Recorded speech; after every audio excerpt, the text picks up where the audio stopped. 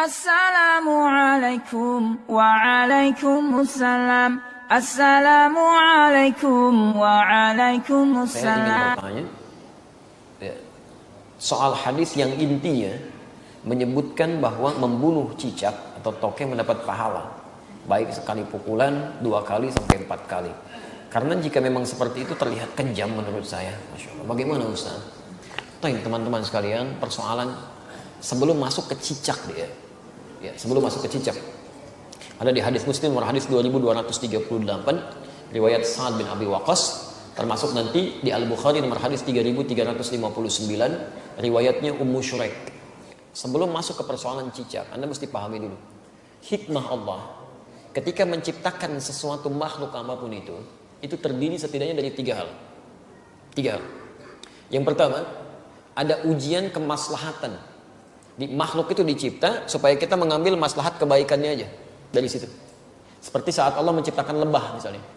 Allah ciptakan lebah, ya. Ketika diciptakan kan buat supaya kita ngambil madunya kan. Madunya ambil. Masya Allah, antum nggak pernah persoalkan lebahnya. Diambil manfaatnya dari madunya, dari sengatannya untuk obat dan sebagainya. Di hewan ini, ketika diciptakan oleh Allah Subhanahu Wa Taala, memang penciptaannya adalah ujian maslahat untuk kita, supaya kita mendapatkan maslahat dari situ. Setiap antum ambil, niat karena Allah, ada pahala di situ. Dan lebah menunaikan tugasnya sesuai dengan izin Allah Subhanahu Wa Taala dan perintahnya. Kedua, ada sebagian yang diciptakan oleh Allah Subhanahu Wa Taala sebagai ujian yang menghadirkan madarat di situ, supaya kita mengetahui ada keburukan yang harus kita hindari. Ada keburukan yang harus kita hindari. Misal, nyamuk diciptakan oleh Allah Subhanahu Wa Taala. Ketika diciptakan oleh Allah, mohon maaf untuk menunjukkan bahwa ada lingkungan yang kotor di situ, yang tidak bagus. Ada penyakit yang harus dihindari. Makanya ketika dia ditunjukkan oleh Allah, dia muncul fitrahnya, dia memang mesti, misal dieksekusi, dibunuh kan? Kenapa dia mesti dibunuh? Karena di lingkungan itu ada yang kotor, plus dia pun membawa kotoran yang mungkin bisa berpindah satu dengan yang lainnya. Di pelayanan kehidupannya, tasbihnya kepada Allah, memang khidmatnya untuk menunjukkan ada tanda yang kotor nih pada diri saya. Ada sesuatu yang buruk di lingkungan Anda. Jadi nyamuk tuh ketika datang, dia membawa sesuatu yang baik untuk kehidupan kita. Cuman dilihat dengan persepsi yang kotor. Ini ada ujian madarat maksud kita. Ya. Ini ada yang kotor, yang gak bagus. Kita bunuh nyamuk di situ, menghilangkan kotoran yang ada di dalamnya. Tapi diciptakan oleh Allah untuk menandakan ada sesuatu yang harus kita hindari untuk kebaikan kita. Makanya ketika Allah menciptakan nyamuk ataupun lalat, ya Masya Allah turun ayat di situ. Quran surah kedua Al-Baqarah ayat 26, posisi paling kanan dari tengah sampai dengan ke bawah.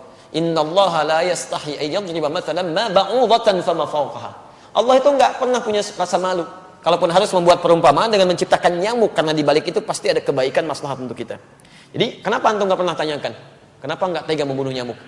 Kenapa nggak mengatakan kejam membunuh nyamuk? Jadi persoalannya bukan bunuh atau tidak bunuh, itu ada ujian bagi kita yang menampilkan madarat di situ yang harus kita kemudian hilangkan. Kalau Allah nggak tampakkan, maka bahaya untuk kehidupan kita. Termasuk cicak. Cicak masuk pada ujian madarat di samping ujian keimanan. Ya, ada madarat. Bukankah ketika cicak datang menandakan bahwa banyak kotoran yang ada di situ? Ada bakteri E. coli yang dia bawa, ada kotoran-kotoran yang ada di sekitarnya. Yang dimakannya pun yang kotor juga. Apa makanan cicak? Nyamuk. Jadi ini menandakan bahwa ketika cicak hadir itu dia diciptakan oleh Allah, bukan diciptakan untuk dibunuh, diciptakan untuk menandakan ada madarat di sekitaran itu dengan kotoran-kotoran. Makanya diciptakan oleh Allah untuk menunjukkan ini ada yang kotor, ada yang gak bagus, termasuk dirinya sendiri. Maka Nabi menyampaikan riwayat Sa'ad bin Abi Waqqas, ya, qala anna Nabiy sallallahu alaihi wasallam, bahwa Nabi sallallahu alaihi wasallam amara qatlal waza', memerintahkan untuk membunuh cicak dan ada pahala di situ. Bunuhnya cicak itu seperti kita membunuh nyamuk untuk menunjukkan ada kotoran-kotoran di situ yang hikmahnya harus kita jauhkan. Memang diciptakan dia untuk menunjukkan itu, dan harus dibunuh dia. Harus dibunuh. Ketika Anda bunuh itu bukan cuma ada pahala di situ, tapi menghilangkan keburukan-keburukan yang mungkin muncul. Termasuk di situ mengusir keadaan-keadaan jin, karena jin senang di tempat yang kotor. Makanya saya bisa katakan kalau ada cicak tuh beberapa tempat, itu jin biasanya ada juga di situ. Karena senang di tempat-tempat yang kotor. Ya, senang di tempat-tempat yang kotor. Jelas di sini? Wasamma bi fuwaisiqa, dan Nabi menyebutnya dengan hewan fasik kecil. Hewan fasik kecil. Selain membawa kotoran, dia pernah juga meniup-niup api yang sedang membakar Nabi Ibrahim supaya semakin menyala. Ya, diharapkan jadi dingin dan teduh, ini malah ditiup-tiup oleh hewan ini. Makanya ketika Anda membunuhnya, bukan cuma menghilangkan kotoran, tapi plus ada pahala di situ.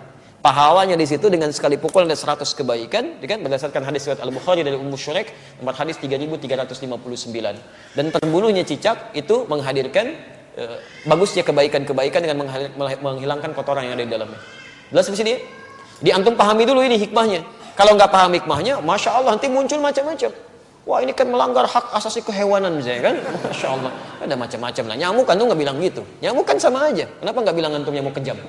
Ya, membunuh nyamuk kejam, bunuh lalat kejam dan sebagainya. Kalau di nyamuk ada kotoran, cicak juga ada kotoran. Ya, jadi sama aja sebetulnya. Ini yang kedua gambaran keimanan kita untuk mengikuti petunjuk syariat.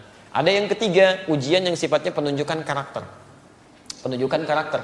Misal saat Allah menciptakan monyet, gitu kan? Nah, di Quran surah kedua ayat 65. Ya, lihat kalimatnya. Monyet diciptakan untuk menunjukkan karakter yang muncul pada masyarakat Yahudi. Ya, lihat. Wa qulna kunu qiradatan khasiin. Ya, kami katakan, jadilah kalian kera-kera yang dihinakan. Kera-kera yang dihinakan. Kenapa Yahudi dikutuk menjadi kera? Kami pernah punya kajian tafsir di Tripoli. Saya mintakan murid-murid kami pada saat itu untuk praktek langsung di kebun binatang. Dan kita pernah ujikan juga di sini dengan sebagian teman-teman di Kiai. Jadi kita praktek tafsir ke kebun binatang. Dibagi kelompok, keluarkan semua ayat-ayat di Quran yang terdapat kata binatang di situ. Ada monyet, ada misalnya unta, ada gajah, ada macam-macam. Terus kita bikin kelompok.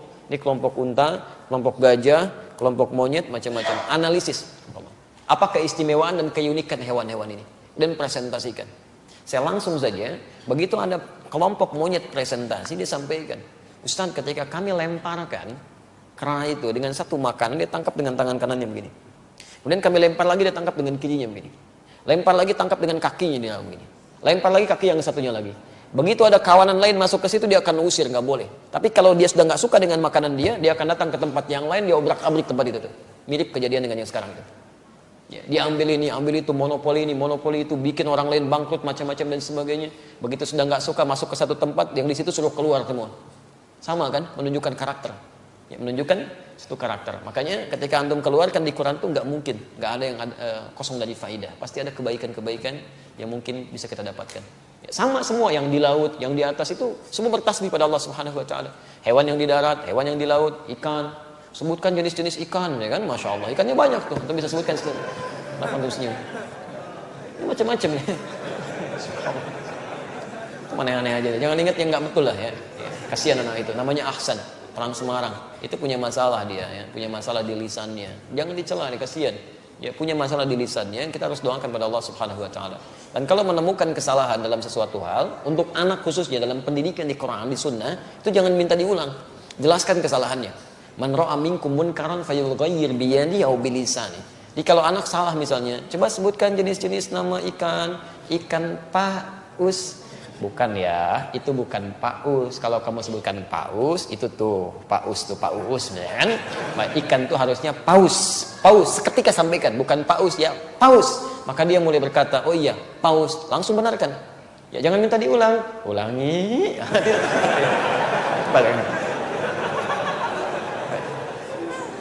Kita tidak berbicara yang lain ya. Ini dalam konteks kini tidak terkait dengan masalah-masalah yang muncul ya. Antum jangan pancing-pancing pertanyaan yang membuat resah nanti. Besok-besoknya jadi tersangkal ya kan. Semoga Allah rahmati kita semua. Baik.